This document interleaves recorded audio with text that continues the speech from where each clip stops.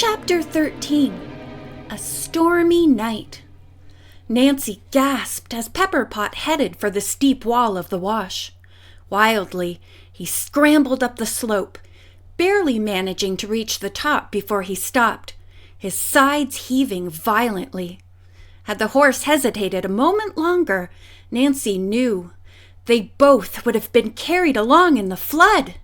Trembling, she leaned her cheek against the horse's hot, wet neck and hugged him. He turned back to sniff at her knee, then began picking his way slowly along the ridge above the wash. Since she had no idea which way would take them back to the resort buildings, Nancy simply left the reins loose on his neck, trusting him to take them home through the stormy night. She rode for what seemed an age before the rain ended as abruptly as it had begun. Once the pounding drops stopped, she straightened up and looked around. The wind, chilling since she was soaked to the skin, was already herding the clouds across the sky, leaving behind them black velvet sparkling with stars. Almost at once, Nancy saw car lights ahead. They were coming in her direction and proved to be those of the battered resort jeep. It slithered to a stop beside her. "Nancy!" George shouted, leaping out. "Thank heavens we found you! We've been frantic. Where have you been? What happened?" Nancy found herself lifted down from the saddle by Chuck. Once she was steady on her feet, he knotted the reins high on Pepperpot's neck, then turned the horse loose with a slap on the haunch. "Go home, old boy," he said to him. "We'll be there to put you into your stall." The gelding trotted off as Nancy began telling everyone exactly what had happened. "I don't know where Nguyen and Cochise could have gone," she finished. "They just weren't in the wash when I got to the end of it." Heather frowned. "Nguyen is back at the house, Nancy," she said. "He's been there all evening, and Cochise is in the stable. Pepperpot was the only horse missing when we went down there looking for you." "But I saw a rider on a pinto trotting away from the stable," Nancy protested. "And they were ahead of me in that wash. I'd never have gone so far from the house in the rain if I hadn't been following them." "Did you really see Nguyen?" Chuck asked. "Well, no, but—" Nancy stopped, then swallowed hard. "It was a trap, wasn't it?" she asked. "But how could the intruder have known that I'd follow him?" "Maybe it didn't matter," George suggested. "I mean, maybe he just wanted you to see the pinto leaving the stable and believe that Nguyen was riding him." Nancy nodded, her mind working feverishly. "When I followed, whoever it was must have decided it was a perfect opportunity to get rid of me. If it hadn't been for Pepperpot, I'd have been trapped in the flood." "You definitely picked the right horse to ride tonight," Chuck told her as he helped her into the crowded jeep. "He saved me a couple of times." No one said much as they bounced over the wet ground on the way back to the well-lit stone house. However, by the time Chuck stopped by the rear garden to let the girls out before going down to the stable to take care of Pepperpot, Nancy had already come to a conclusion. "Do you suppose the rider on the pinto was going to start a fire or cause some other kind of trouble?" she asked. "I mean, since I saw the horse leaving the stable, I had to believe that it was Cochise, and that would mean Nguyen could be blamed again." "That would explain all the times someone has seen a rider on a pinto near trouble, wouldn't it?" George commented. "It's too bad you didn't get a closer look at your mystery rider." "I will next time," Nancy promised with a sturdy smile. "Now, if you'll excuse me, I think I'll go take a nice hot bath and get into some dry clothes." "You come out and join us for some hot chocolate afterwards," Heather ordered gently. "I think we have some talking to do."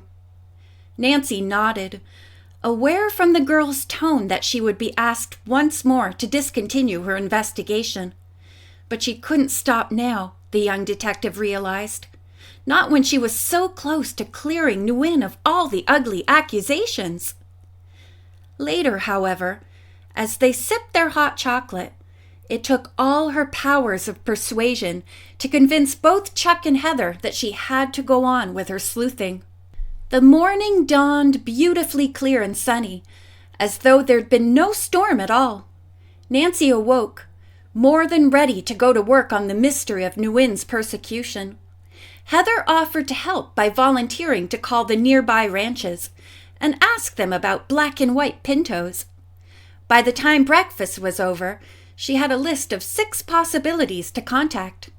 "While you do that, Heather, I think I'd like to ride out to the wash and see if I can figure out how my mysterious rider escaped," Nancy said. "Maybe I'll find a clue to his identity there." "It seems to me we should come with you," George spoke up. "Right, Bess?" "Just as long as we stay away from rattlesnakes and flooded washes," Bess answered.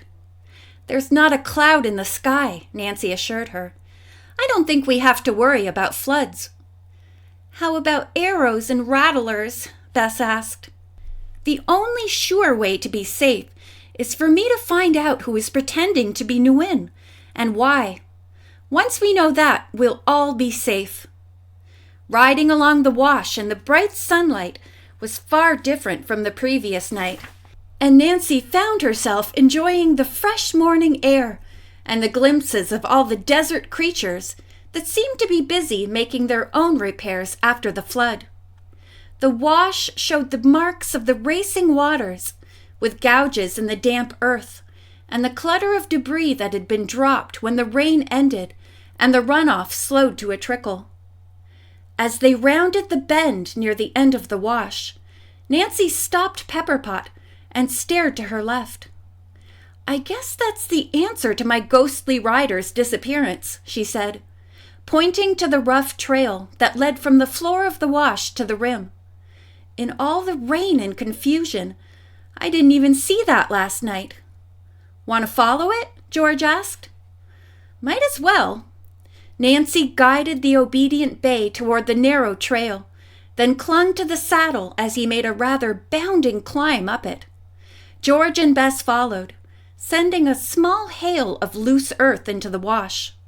"It must have been someone who knows this area well," Nancy observed, looking around the open hills. "Whoever it was led me into that ravine on purpose, then got out of it just before the runoff from the surrounding hills turned it into a flood channel." "Now we know why they call them washes," Bess murmured, looking back. "So where do we go from here?" George asked. Nancy considered, then pointed to a distant clump of trees. "If I'd just come out of that wash in the middle of a storm, I think I'd be looking for shelter," she said, "and those trees are the closest." George nodded. "Heather says those spring thunderstorms never last long, so whoever it was would know that, too." The shady ground beneath the trees was soft and still wet, since the strong Arizona sun couldn't reach it to dry it out, as it had the rest of the area.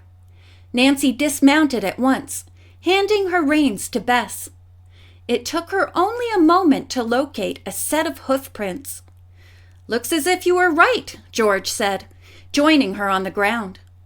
"It's too bad the area beyond here is so rocky," Nancy complained. "Otherwise, we could try some of Nguyen's tracking." "The tracks lead that way," George said, following them to the edge of the trees and a few yards beyond. "Right into that loose shale." "Now what?" Bess asked. Nancy returned to the shade of the trees, walking under the low-hanging boughs till her eyes were caught by a flash of bright red color on the thorny tip of a mesquite bush.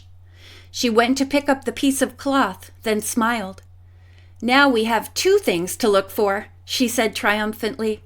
"Someone with a pinto horse, and a red shirt or jacket with a big tear in it." "Wonderful!" George congratulated her. "Once everyone hears about this, Nguyen's name will be cleared, and Maria won't have to worry about sending him to his mother." Nancy sobered. "He'll be cleared when we find the person with the pinto horse and the torn clothes," she corrected, then added, "and maybe then we'll also find out why he did all these things and arranged it so they'd be blamed on Nguyen." "It does seem strange," Bess and George agreed as the girls mounted again, and they all turned the horses toward the resort. "Maybe Heather will have some answers for us when we get back," George suggested as they loped along. They were feeling very pleased with their discoveries when they turned the horses loose in the corral after unsaddling them. "I hope you can get this settled so you can concentrate on the Kachina ghost," Bess told Nancy as they walked toward the rear garden. To their surprise, no one came out to greet them, and when they entered the kitchen, neither Heather nor Maria even looked up. "Hey, Nancy found some clues," George called. "She can prove that it wasn't Nguyen in the wash last night."